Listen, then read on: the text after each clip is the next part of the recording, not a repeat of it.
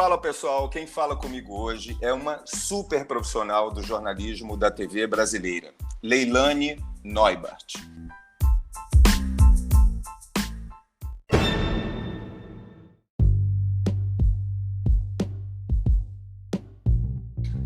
Uma das características marcantes da Leilane, além de se reinventar, é perceber que, com afeto, tudo se resolve ou dá-se um jeito. Depois de experimentar a parte mais isolada de um mundo que foi dividido entre os que têm menos de 60 e os que têm mais de 60 anos de idade, Leilane voltou com tudo. Ganhou um programa no GNT chamado Tempo que a gente tem, no qual aborda assuntos como a consciência da idade, suas limitações e vantagens, sexo e amor na maturidade, etc, etc. E também um outro diário jornalístico, todas as manhãs na Globo News, o Conexão Globo News. Leilane, bem-vinda. Lori, estou emocionada com essa apresentação, já adorei. E olha, adorei você ter falado o meu nome certo, que é uma coisa muito rara. Sim, natural, né? Parece você perguntando, o seu é Lori mesmo? Pois é, porque a gente nunca sabe, né? Então, assim, eu pergunto, porque eu sei que eu tenho nome difícil, então eu sempre pergunto o nome da pessoa. Mas é sempre engraçado, porque não basta o Leilane não ser um nome muito comum, eu ainda tenho o Neubart, que escreve Neubart. Como então, Freud. É assim, exatamente, nada como uma pessoa que sabe alemão. Quando eu estava falando, quando eu bati um papo com a Aline Midleys, eu via que ela sempre se apresenta, e, enfim, Aline Midley, né? Mas eu passei minha vida inteira falando Midleys, porque esse Midleys é do sul da Bahia também, de onde eu sou. Olha. E aí, na entrevista, ela falou, Lori, na verdade, é Midleys mesmo. Eu coloquei o Midley para ficar mais fácil. E meu pai fala assim comigo. Né? Tipo assim, olha, se seu avô souber que você tirou o Midleys, vai ficar bravo com você. Maravilhoso. Eu teve uma época na minha vida que eu confesso que eu quase assumi Neubart. Porque eu também estava cansada, falei, gente, porque, sabe aquela coisa? Fica, não é Neubart, é Neubart. Aí teve uma hora que eu quase falei, deixa. Mas aí acabou que foi indo, porque na Globo News a gente tem uma coisa muito bonitinha, que é assim, você usa o seu sobrenome, você fala o seu sobrenome. Eu sou Leilane Neubart, não sei o quê. Então a coisa acabou pegando. Sim. Mas assim, eu confesso que teve uma época que eu quase também tive que explicar para o meu avô, olha, avô, desisto dessa coisa de falar certo, vai errado mesmo, né? É porque antes dessa fase que a gente está vivendo agora do jornalismo, era só a legenda, né? Então era o que se lia. Exatamente, era o crédito. Exato. Né? Então a pessoa nunca sabia. E assim, mesmo colegas meus, outro dia, Marcelo Cosme, se ouvir a gente, vai rir, né? Porque outro dia eu fiz o jornal da Aline, exatamente, por 15 dias. E Sim. Aí, antes de mim, eu fazia o das 10, então antes do das 10 é o Em Pauta. O Em Pauta. E quem apresenta o Em Pauta é o Marcelo Cosme, que é meu amigo, mas meu amigo, assim, da gente sair junto, se frequenta, amigo querido. E aí ele ficou todo feliz, porque ele me apresentava. Então, gente, acabou o Em Pauta e tal. Quem tá chegando agora é a minha querida, a minha amiga Leilane. Aí a maquiadora da gente, que é a maquiadora minha e dele, que também é muito amiga, caiu na pele dele. Você falou errado, não sei o quê. Aí ele falou, Lei, tá errado. Eu falei, Marcelo, um pouquinho e tal. Aí ele falou, como é? Aí eu expliquei. No dia seguinte, resumindo, ele passou 15 dias me chamando Leilane Neubart, né, Albert? Ele nunca conseguiu. Nunca. E aí eu ria, né? Porque eu parei de dizer como é que era. Eu falei, Marcelo, chama de qualquer jeito, tá bom. Leilane, desde quando você foi convidada e aceitou a participar do Rally Granada Dakar lá em 99, eu tenho uma vontade imensa, né, de bater um papo contigo por vários motivos. Por 2 motivos, principalmente. Primeiro, pela sua coragem. Naquela época eu vi assim, meu Deus, ela topou. Né? Topou um convite de participar do mais importante rally do mundo, né? Em condições super inóspitas. E principalmente também para saber como você consegue ser uma profissional tão reconhecida no telejornalismo brasileiro sem abandonar os seus outros talentos, quer dizer, sem deixar de se aventurar, de ousar, de ser múltipla. Você é motoqueira, você foi a primeira mulher latino-americana a encarar o Rally Granada Dakar, você trabalha praticamente desde a adolescência, exagerando um pouco, na É televisão. quase isso. Né? Quase, 20 e poucos anos. Você é mãe, 19. você é... Com 19 eu comecei Pô, a estagiar. 19, cara, é adolescente praticamente ainda. E você é mãe, você é avó. Então, Lori, primeiro você está tocando no assunto que é o assunto que eu mais gosto na minha vida, que é o Paris-Dakar. Né? Assim, de tudo que eu fiz em mais de 40 anos de profissão, é o que eu mais amo. Foi o mais difícil e o melhor em toda a minha vida, né? É mesmo? E o Paris... E eu conto tudo para você que você quiser, menos quantos banhos eu tomei. Tá bom? Me diga o número de dias. Essa parte a gente vai pular, tá bom? Quantos dias foram que eu calculo o número de banhos? Então, na verdade, assim, foram 25 dias no total. 5 banhos. 17 no deserto. 17 no deserto. Caramba. Mas você não pilotou hora nenhuma. Mas você, não, eu não pilotei. Você fazia reportagens e dava apoio também, é isso? Então, deixa eu contar rapidamente. Rapidamente, como é que a coisa aconteceu. Bem rapidinho. O convite aconteceu por acaso. Você tem toda a razão, eu tenho moto há quase 40 anos. Eu comprei minha moto, a primeira moto tem 39 anos que eu comprei minha primeira moto. E aí, eu conheci o André Azevedo e o Clever Kohlberg, que eram os caras são os pioneiros, né, no Paris-Dakar. Eles já fizeram de moto, eles já fizeram de carro. E nós estávamos, o André e o Clever estavam apresentando uma dessas palestras motivacionais e eu era a mestre de cerimônias. E isso era um evento em São Paulo para umas 400 pessoas. E os dois brincaram comigo, porque eu já tinha feito um Globo Repórter de moto, tá? Certo. Anos antes. E aí eles brincaram comigo e falaram: Leilane, a gente sabe que você gosta de aventura, que você tem moto, que você é super aventureira. A gente quer saber se você tem coragem de tirar essa roupinha arrumadinha, porque eu, como mestre de cerimônias, estava ali lindamente vestida, né? Aí eles falaram: cara, a gente quer saber se você tem coragem de tirar essa roupinha e ir com a gente para o Paris-Dakar, no deserto. Aí eu não ia deixar essa bola quicando, né, Lori? Claro. Aí eu falei, bom, temos aqui 400 testemunhas, se eles voltarem atrás no convite, eu vou chamar vocês para vocês confirmarem que eu fui convidada e aceitei. E a coisa começou assim, foi quase, todo mundo de brincadeira. Quando acabou o evento, eu liguei o Luizinho Nascimento, que é meu amigo e era meu diretor no Fantástico nessa época. Uhum. Falei, Luizinho, você não vai acreditar, fui convidada para o Paris-Dakar e tal, não sei o quê, contei feliz da vida. Tá, o tempo passou e a coisa meio que correu frouxa, entendeu? Ninguém falou mais no assunto.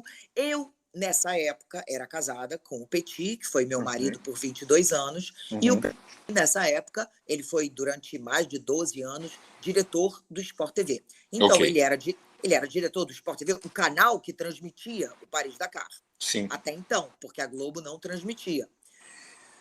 E aí eu não tinha contado para ele, porque eu falei, eu não vou falar com o Petit, porque vai que esse negócio não rola, né? E aí, correu frouxo. Aí eles voltaram a falar comigo, mas 3 semanas, um mês depois, eu já tinha até meio que desencanado, entendeu? Falei, deixa, foi uma brincadeira deles, deixa isso para lá. Enfim, aí quando veio, que era fato, aí eu sentei com o Petit, falei, Petit, olha e tal, fui convidada. Ele falou, você disse não, né? Eu falei, então, eu disse sim. Aí ele falou, você tem ideia de onde você se meteu? Aí eu falei, não.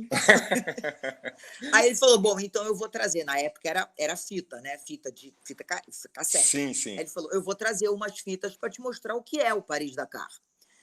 Porque eu sabia que era o rally mais perigoso, mas eu não tinha ideia, gente. Para mim, falei, gente, vamos lá. Porque né? não é só o rally em si, porque também tem o lance de passar por países perigosos no norte da África. Exato. É isso, né? Não, ele é perigoso, porque assim... Aí depois que eu vi os vídeos do Paris-Dakar, eu entendi que, por exemplo, primeiro que o rally não existe mais, tá? Naquele formato. Sim, sim. Mas enquanto existia, todos os anos morria alguém. Sim. Morria alguém, ou porque explodiu numa mina terrestre, porque estava fora Porque você Da não tem rota, uma né? estrada, né? É. Você não tem uma estrada. É. Então, se você escapar muito da rota, você pode pegar uma mina terrestre. Uhum. Então, ou morria na mina, ou é alguém de moto que se ferrava inteiro e morria também, ou alguma coisa do carro que capotava, enfim. Todo ano tinha uma morte. E aí eu comecei a entender o que era. Mas como o convite era para ir de caminhão, eu falei, opa, de caminhão tá tranquilo, né? Entendi. E aí, só que aí, quando a coisa foi se concretizando, primeira coisa, mesmo eu não dirigindo, o Rally só aceita a sua inscrição se você tiver carteira de caminhão. Sim. Porque pensa o seguinte, se der um problema, no caminhão são 3 participantes, tá? É o piloto, o copiloto e o navegador. Que era você. Então, não, o André era o navegador. Eu era essa função chamada copiloto. Tá? A função copiloto, ela... Menos enfim, nobre que o navegador. mas tem um Porque o nome mais navegador, pomposo. pois é, aparentemente ele é, né, impressiona. Mas assim, o navegador é o cara que vai, é graças a ele que você chega. Sim, sim. É que Porque ele se tem ele todos os errar, mapas, os GPS, tudo, né? exato. Se ele errar na interpretação do mapa, e veja bem, estamos falando numa coisa de 1999. Claro. Então pensa na precariedade de GPS e tudo isso, né? E se ele errar nessa navegação, acabou, a gente fica perdido no meio do deserto. Sim. Né? O piloto era um tcheco, não era? Tcheco, Tomasz Tomisek. Okay. A primeira vez que tinha um caminhão brasileiro. E aí eu perguntei para eles, vocês estão convidando a repórter ou vocês estão me convidando? Vocês querem que eu vá fazendo matéria ou vocês querem que eu vá participando? Eles falaram as duas coisas. Bom, resumo, eu tive que fazer autoescola de caminhão, tirar carteira de caminhão. Fantástico. Porque se alguém passa mal, você tem que ter um mínimo de conhecimento para pegar o caminhão e sair dirigindo ele, né? Aí eu fiz tudo isso. Aí a gente preparou tudo, enfim, fez a inscrição. E eu lembro que quando saiu a inscrição do nosso time, imediatamente um amigo meu, que era do esporte, um diretor do esporte, porque o pessoal do esporte, muito aqui entre nós, não conta para ninguém, ficou com muito ciúme. Né? Por que que ela? Uma repórter? Por que ela? Por que um rally que nunca tinha sido mostrado na TV aberta ia ser com uma repórter que não é do esporte? Sim. Porque eu fui convidada, né? Sim. Enfim, então rolou ali uma ciumeira e um diretor do esporte virou para mim e falou assim, pronto, Leilane, você está inscrita, você entrou para a história, você pode já desistir. Aí eu olhei para ele e fiz exatamente o que você fez, dei uma gargalhada, né? Porque imagina... De jeito nenhum, né?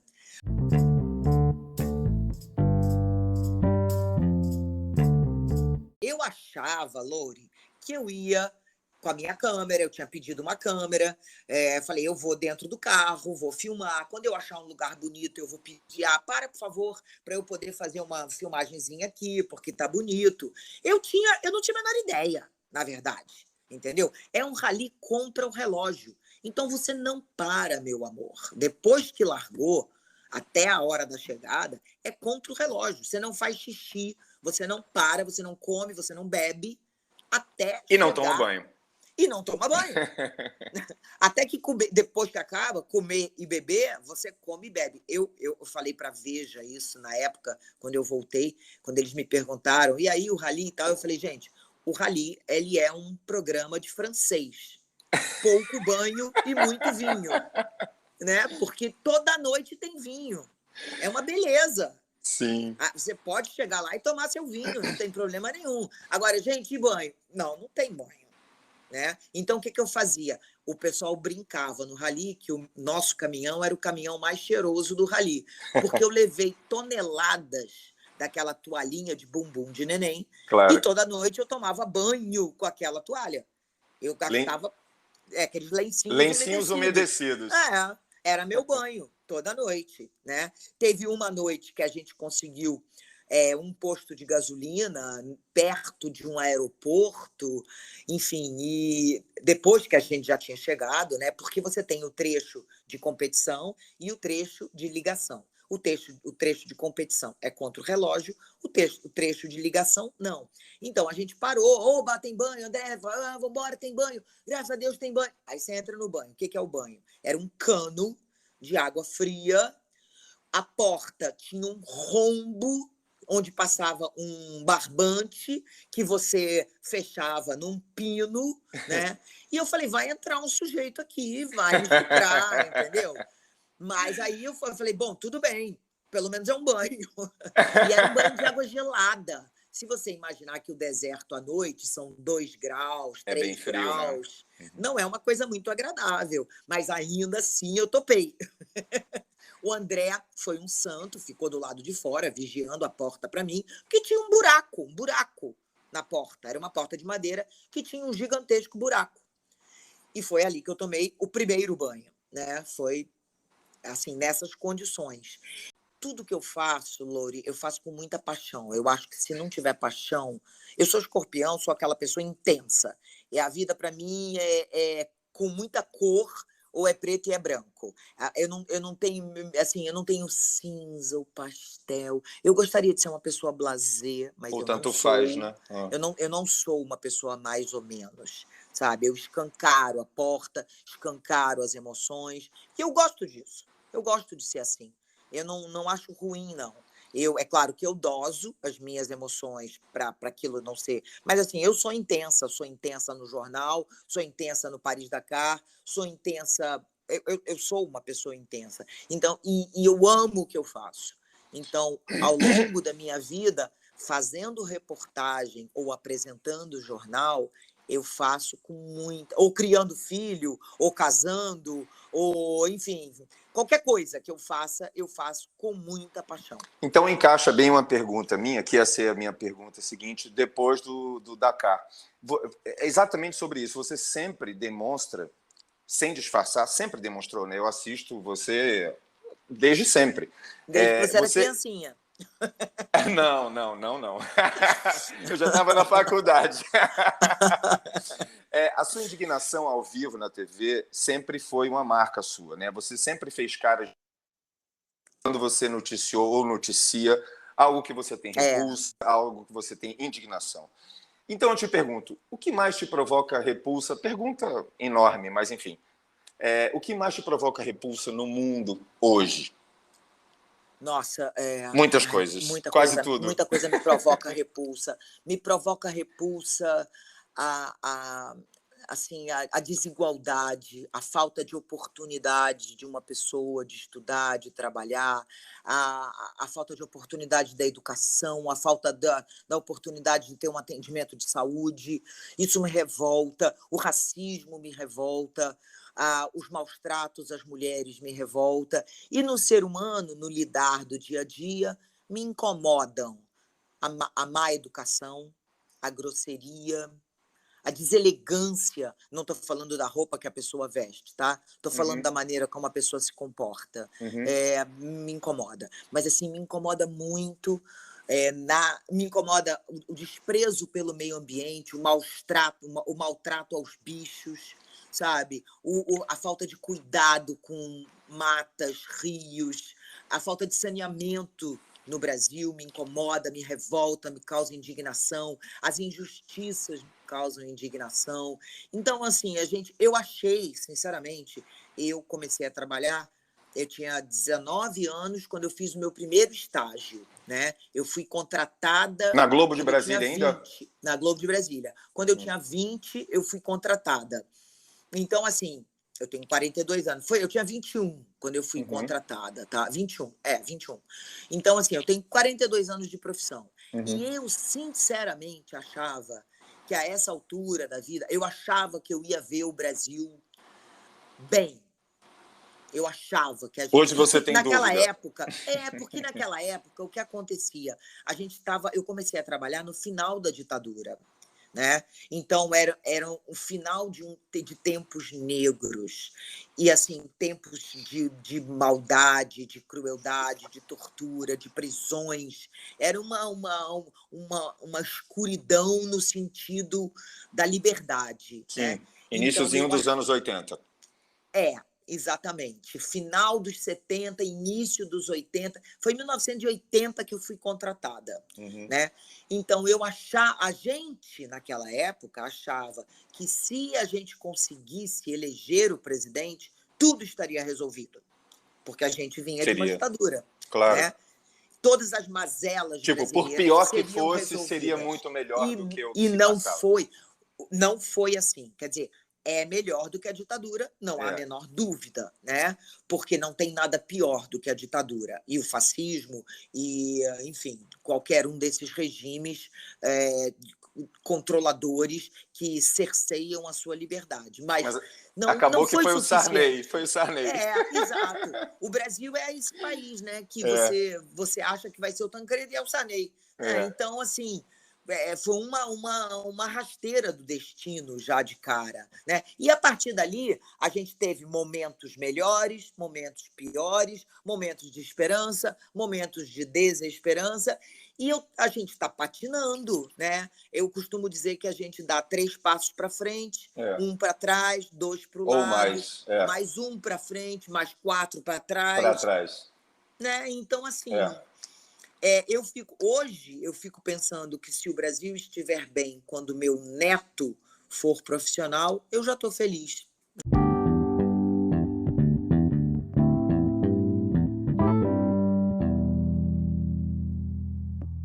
Vamos dar uma passada nesses assuntos assim mais pesados. Vamos deixá-los um pouquinho de lado. Boa, vamos falar de coisa boa. Isso, tem uma história que você já contou no Porchat, mas que você tem que contar aqui de novo. Você tem que contar aqui de novo. Eu já vi você contando isso várias vezes. Ai, eu meu rio Deus. muito. Você sabe qual é. Sempre que você chega... Eu vou fazer uma introduçãozinha. Sempre que você chega...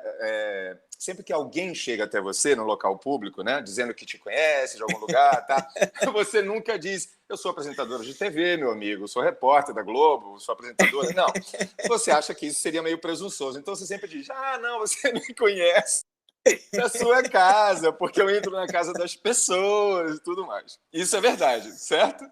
É verdade até esse episódio. Depois desse episódio, eu parei de dizer isso, né? Então continua, vai.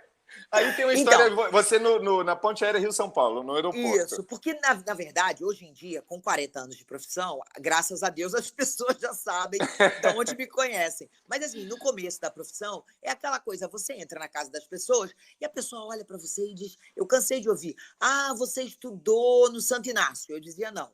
Então você vai à praia no Leme? Eu dizia, não. A pessoa, mas eu sei que eu conheço você. Aí eu tinha essa brincadeira, porque eu achava muito presunçoso, exatamente, né?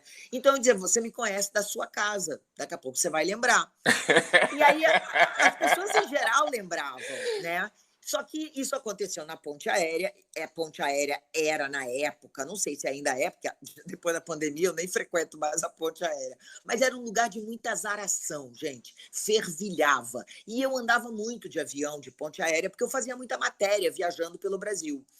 Então, eu sentei, já chegava com um livro aberto, que era para não ter muito o que conversar. E tô vendo um cara me olhando, enfiei a cara no livro. Aí ele não resistiu, sentou do meu lado. Aí puxou papo, falou, não, eu não tô te azarando, não, eu tenho certeza que eu te conheço. E eu dizia para ele, você vai lembrar. E ele falou, não, cara, mas eu não tô lembrando, me ajuda. Aí eu olhei para ele e falei assim, você me conhece da sua casa.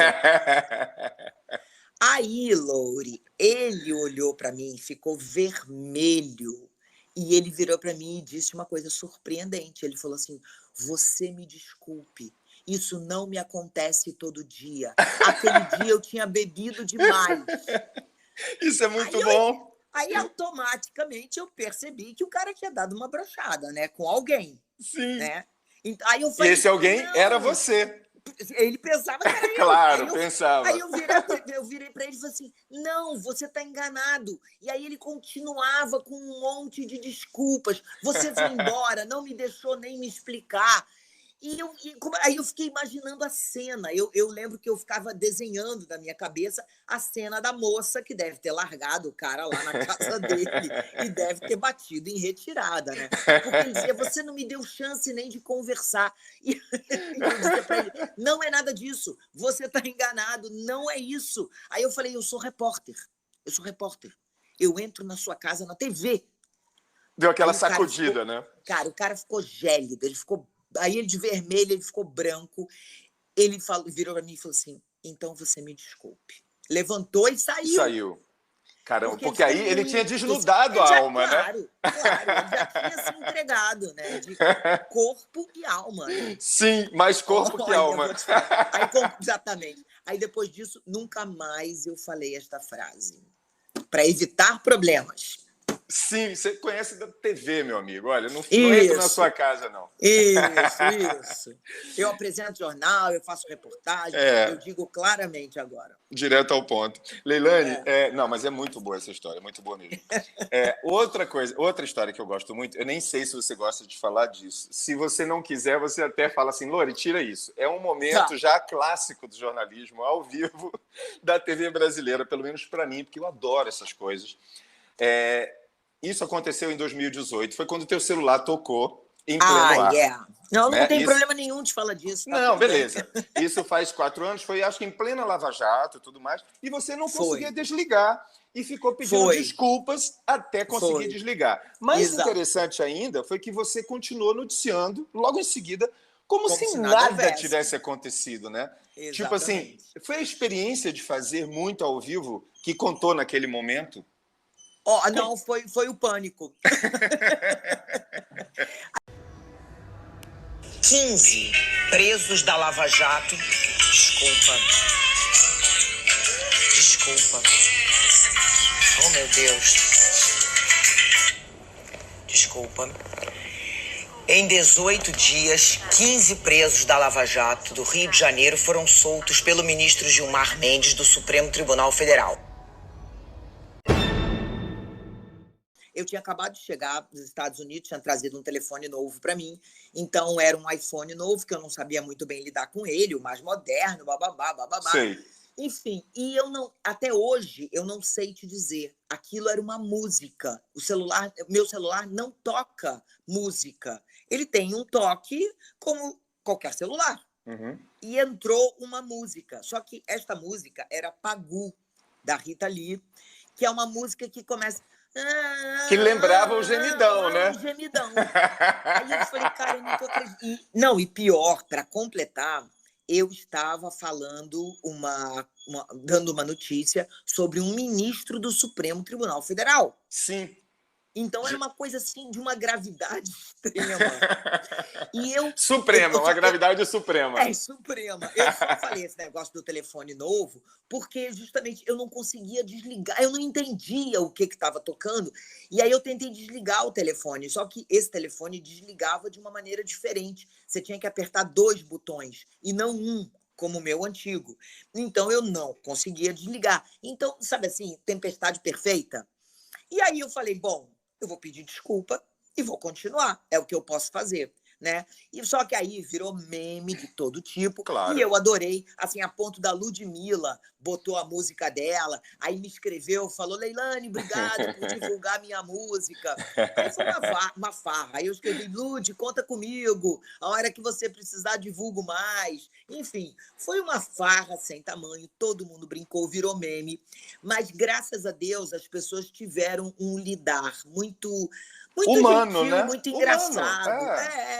E assim, hoje em dia, em televisão... Porque é curioso, quando eu comecei a fazer televisão, quando você tinha um erro, as pessoas ficavam, desculpe a nossa falha técnica. Aí depois a técnica reclamou e a gente não podia dizer desculpe a nossa falha técnica. Porque a técnica disse, a falha não... Então a gente dizia apenas, desculpe a nossa falha. Ponto final. E aí, hoje em dia, a gente brinca. A gente já foi apanhado ouvindo. O Otávio Guedes já foi bullying, já sofreu bullying de todo tipo. Otávio é o rei do telefone tocar durante o estúdio. E aí, hoje em dia, o que hoje é normal, gente, quando eu comecei em televisão, eu abri uma trilha, um caminho que da normalidade, do lidar com o imponderável. Porque o que acontece? O que é o ao vivo? O ao vivo é você ter capacidade de lidar com o imponderável. Sim. Eu já entrei no ar uma vez, eu não tinha conseguido passar o microfone. Então eu entrei segurando o microfone. Glória Maria, uma vez caiu um brinco dela. Não sei se vocês lembram, tem esse vídeo também. O brinco de Glória caiu no ar e era um brinco pesado, de milhão na mesa. Então, assim, outro dia eu tive uma crise de espirro. Eu não estava no ar, mas o operador de microfone não tinha fechado o meu microfone. Vazou o E áudio. eu, quando tenho crise de espirro, eu tenho São 7, vários. 8, 10, e entrou. E o pessoal no Twitter falou assim, tem alguém numa crise de rinite. Então, assim, você tem que lidar com isso, já Sim. porque deu tossir no ar, de engasgar. Aí, hoje em dia, isso é muito mais aceito, mas uns anos atrás, as pessoas não sabiam lidar com isso. Então, hoje em dia, a televisão brasileira, a televisão mundial, quer dizer, não sei, nos Estados Unidos, na Europa, mas nos outros países eu não sei, ela tem um lidar com isso, que quanto mais natural você for, melhor. Sim. Se você ficar em pânico, só piora tudo, né? Porque o artificial é uma prova de que tudo é fake, né? Então, Exato. quanto mais natural, mas Exato. Então aquilo acontece mesmo. Então, Exato, aquela notícia tem alguma coisa de verdade. E essa sempre foi a minha característica. Quando as pessoas falam, você bufa no ar, você arregala o olho. Gente, eu não sou um robô. Eu não posso dizer, por exemplo, que um negro foi espancado ou que um menino foi arrastado num cinto de segurança por bandidos, como se eu estivesse falando que o sol se pôs em Ipanema. Entendeu? Não, pelo amor de Deus, não dá. Ou, ou inauguraram a árvore de Natal na Lagoa. Não dá.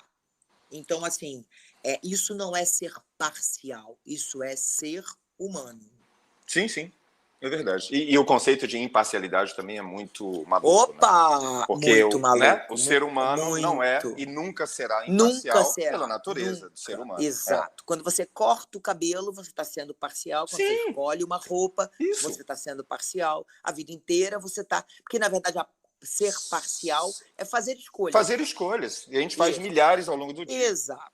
O que não significa dar opinião. Sim. Porque eu não dou opinião. Eu apenas bufo.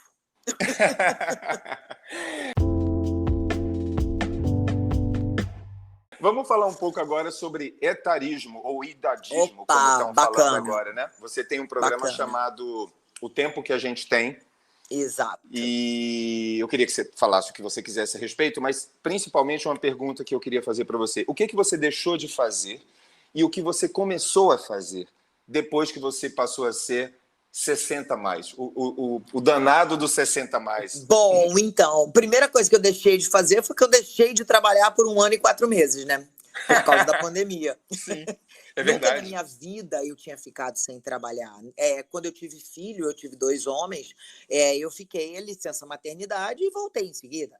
Nunca fiquei 1 ano e 4 meses sem trabalhar, sem sair, sem receber amigos, sem nada, né? Uhum. Então, assim, a pandemia foi um nó, não só em mim, obviamente, em todo mundo, né? Agora, na minha vida pessoal, bom, eu continuo andando de moto, apesar do meu médico outro dia virou para mim e falou, Leilane, você não acha que está na hora de largar a moto? Eu falei, não acho. Então, eu continuo andando de moto. O que eu parei de fazer com 60? Eu tô evitando me machucar, Lori. Machucar emocionalmente? Fisicamente? Não, me machucar fisicamente, porque a única coisa que eu percebo da idade é que o tempo de recuperação é maior. Outro. Sim. E isso inclui, por exemplo, beber, né? Então, assim, eu gosto de beber, mas eu hoje em dia bebo pouquíssimo. Pouquíssimo. Porque o metabolismo é mais lento, porque eu brinco que no dia seguinte não é ressaca, é chikungunya, enfim. Então eu não bebo, assim, eu bebo pouquíssimo, sabe? Mas, assim, que eu deixei de fazer, ainda não. Eu tô curiosa para ver o que a idade, em que momento eu vou ter limitações. Eu confesso a você que eu ainda não percebi as limitações. Mas e o Né? contrário? O que você começou a fazer? Ou seja, porque as Eu, portas se então, abrem também, né? eu comecei a ver a vida de outra maneira. Isso é fato. Legal. Isso é fato. Assim, você passa cada dia da minha vida é uma vida inteira. Fantástico. Então, assim, eu sou muito mais seletiva. Eu não vou a qualquer festa, a qualquer. Quando a gente é novinho, né? A gente vai a qualquer festa, Farra a gente vai a qualquer lugar. Farra é farra. Chamou, você vai. Hoje em dia, eu sou muito mais seletiva. Eu evito estar ao lado de pessoas que eu sei que não têm nada para te dar, né? Para acrescentar. Não, ou que são pessoas tóxicas. Sim. Eu evito. Assim, delicadamente, eu evito estar do lado delas, evito sair com elas, evito me aproximar delas. E o meu tempo, agora que os filhos estão criados, que eu tenho neto, o meu tempo é meu. Então, isso é muito legal, isso é muito legal. Isso eu falei muito nessa série e as mulheres falaram para mim. O mais legal da série foi perceber, assim, eram mulheres nesta série de níveis sociais e econômicos diferentes, algumas famosas, outras anônimas, profissões diferentes, mulheres de uma gama muito diferenciada, muito vasta. Você gosta muito do que a Elisa Lucinda te contou, dela namorar um cara mais novo, não é isso? Gosto muito eu gosto muito de gente, Louri. Então, eu adorei ouvir as pessoas. E o mais legal de você ouvir mulheres nessa idade é que, na essência, as angústias, temores, desejos, sonhos são bem semelhantes, sabe? A gente quer viver com alegria, viver em paz. A gente não quer mais se estressar por besteira. Então, porque o cara me deu uma fechada no trânsito, eu era brava no trânsito, vou te dizer sinceramente. Hoje em dia, o cara me dá uma fechada, eu passo por ele e dou um sorriso, entendeu? Eu não vou estragar meu dia, estragar meu momento, porque eu tomei uma fechada no trânsito. Leilani, eu falo muito isso para os meus amigos também, porque não adianta absolutamente nada. 2 segundos depois, outra pessoa vai te fechar. É claro. E aquele cara que te fechou vai fechar outra pessoa. Exatamente. Ah, ele é um mal educado. Ele é um mal educado. Mas e daí? E aí? Eu vou corrigir ele? Não vou. Então, eu deixo ele ser mal educado. Antigamente, eu fazia questão de ir à pessoa, já fiz isso, já desci do carro e falei, você é um péssimo motorista, você não tem noção do cidadão ao seu lado. Além de ser perigoso hoje em dia, né? Que qualquer um puxa uma arma para você. Exatamente. Não, e assim, acrescenta o quê? É um desperdício de energia. Então, assim, o que eu passei a fazer também? Meditação. Desde a pandemia, desde 2020, de maio ou junho de 2020, ou seja, vai fazer 2 anos. No auge da pandemia. Agora, vai fazer 2 anos, que eu comecei a meditar diariamente. E aí é diariamente mesmo, tá? Meia horinha? Então, 20 minutos. Okay. 20 minutos. Meia hora do começo ao fim, mas 20 minutos de meditação. Entendi. Todos os dias. Então, isso foi uma coisa que eu já conhecia a meditação, mas aquela coisa, né? A gente vai, às vezes, aí quando tá zangada não medita, aí quando tá feliz também não medita, e aí vai empurrando. Não, hoje em dia, aconteça o que acontecer, eu medito. 1 vez por dia, às vezes 2, nunca 3, porque não parei ainda para fazer 3, mas todo dia 1, eventualmente 2. Então, isso me deu uma outra forma de lidar com a vida também, sabe? É muito interessante. Eu adoro quando você fala que você está envelhecendo. Quer dizer, todos nós estamos envelhecendo, né? Basta nascer. Mas quando você fala que está envelhecendo em HD e 4K. Eu achei fantástico isso, porque quando você começou novinha, toda boa, né? A imagem da televisão era horrível. Era um lixo de válvula. E você toda, né? Como juventude é juventude, né? Agora que você já tem algumas marcas da idade, justamente agora a TV tem uma definição espetacular e as pessoas veem os poros da gente. Dá para ver os poros da gente. É uma tragédia. Você subverteu isso? Tipo assim, vamos que vamos, eu sou mais eu, e é isso aí. Olha, na verdade, mais ou menos como moto. Moto, as pessoas dizem assim, nossa, como você tem coragem de andar de moto? Você não pensa que você pode ter um acidente? Aí eu costumo dizer o seguinte, se eu pensar que eu posso ter um acidente, eu não ando de moto, né? Porque, primeiro que isso não é uma coisa... Eu tenho certeza que pensamento tem força, né? Então, eu não vou ficar pensando nisso quando eu subo na moto. E a televisão, gente, eu não estou ali, eu nunca estive ali por qualquer outro motivo que não a vontade de passar informação. Esse foi a única motivação desde os 19 anos. Leilane, já que a gente está falando de corpo, de beleza, de autoestima, né, eu quero falar um pouco sobre a Leilane e o amor hoje. Né, numa entrevista recente à Veja, você falou pela primeira vez sobre a mudança que rolou na sua vida. Né? Depois de 2 casamentos, 2 filhos, você se viu apaixonada por uma mulher. Isso não quer dizer nada, a não ser que você está viva, amando e sendo amada, e não tem nada melhor do que isso, vamos combinar. É bem isso. Mas eu te pergunto, e os outros, né? Pela sua visibilidade, isso, como foi que você lidou com a reação do público? Ou se algo que aconteceu te chateou, ainda te chateia, ou não? Nada. Não, olha, não, é uma coisa muito curiosa, porque as pessoas me perguntam às vezes como é que você teve coragem de assumir. Aí Fica uma coisa dramática, né? A primeira coisa que eu digo é o seguinte, gente, primeiro de tudo, não é uma questão de coragem, é uma questão de vontade, né? Segundo, qual seria a outra opção? Ficar escondida? Ficar tendo um amor escondido? Por exemplo, eu vou para um show, aí eu chego fingindo que a minha namorada é minha amiga. Aí eu não posso andar de mão dada com ela, eu não posso abraçar a minha... Não, isso para mim é fora de cogitação. Sim, sim. Entendeu? Então, assim, é uma questão, mais uma vez, a gente volta àquela questão que a gente falou antes, que é fazer as coisas com verdade.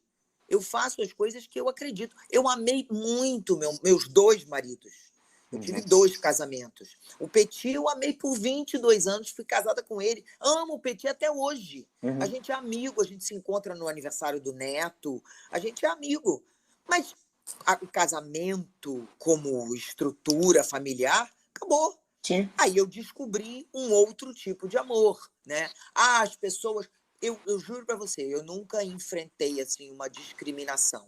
Mas talvez também, Loure, se a gente pensar...